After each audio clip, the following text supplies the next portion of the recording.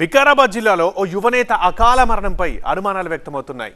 రాజకీయంగా ఒక్కో మెట్టు ఎదుగుతున్న టైంలో ఆయన సూసైడ్ చేసుకోవడం కలకలం రేపింది. అయితే ఆయన్ని అంతగా వేధించిన సమస్యలేంటి? అప్పుల వాళ్ళ టార్చర్ అనేది ఒక వెర్షన్, బట్ పొలిటికల్ ఒత్తిళ్లే కారణమంటున్నారు బంధుమిత్రులు. మరి సూసైడ్ నోట్లో ఎవరెవరి పేర్లున్నాయి?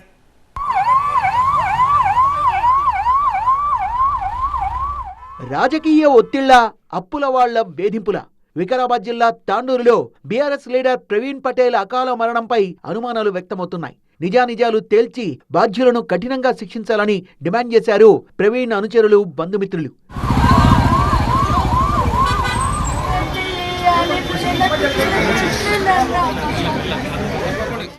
ప్రవీణ్ సొంతూరు పెద్దేముల్ మండలం ఇందూరు.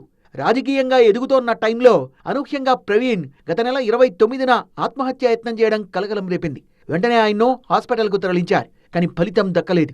ప్రవీణ్ చనిపోయాడని తెలిసి అనుచరులు కన్నీటి పర్యంతమయ్యారు. చుట్టుపక్కల పల్లెలన్నీ కదిలాయి. ప్రవీణ్ అమర్ రహే అంటూ ఇందూరుకు పోటెత్తారు అభిమానులు. రాజకీయంగా తనకంటూ ఓ గుర్తింపు తెచ్చుకున్న ప్రవీణ్ తాండూరు పట్టణంలో వీరశైవ సమాజంలో చురుకైన నేతగా ఎదిగారు. ఇటీవల తాండూరు పట్టణంలోని శ్రీ భావిగి భద్రేశ్వర దేవస్థానం కమర్షియల్ కాంప్లెక్స్ లో అక్రమాలపై కోర్టును ఆశ్రయించారైనా హైకోర్టు ద్వారా స్టే కూడా తీసుకొచ్చారు. ఆ కేసును ఉపసంహరించుకోవాలన్న రాజకీయ ఒత్తిళ్ల వల్లే ప్రవీణ్ ఆత్మహత్యాయత్నం చేశారని ఆరోపిస్తున్నారు బంధుమిత్రులు. ప్రవీణ్ మరణం వెనుక మరో వెర్షన్ కూడా తెరపైకొచ్చింది. అధిక వడ్డీకి అప్పులిచ్చిన వాళ్లు బాకీ తీర్చమని వేధించారనేది మరో కోణం. సూసైడ్ నోట్లో కూడా ప్రవీణ్ అదే విషయాన్ని ప్రస్తావించారనే చర్చ జరుగుతోంది.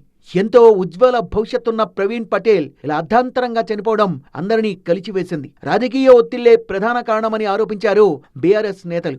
సమగ్ర దర్యాప్తు జరిపి నిజానిజాలేంటో తేల్చాలని, బాధ్యులను కఠినంగా శిక్షించాలని డిమాండ్ చేశారు. ప్రవీణ్ కుటుంబ సభ్యుల ఫిర్యాదు మేరకు తాండూరు పోలీసులు కేసు నమోదు చేసి దర్యాప్తు చేపట్టారు. రాజకీయ ఒత్తిళ్ల, అప్పుల వేధింపుల ప్రవీణ్ పటేల్ మరణానికి కారణాలేంటి? కారకులు ఎవరు? సూసైడ్ నోట్లో ఏముంది? నిజానిజాలేంటో దర్యాప్తులోనే తేలాలిక.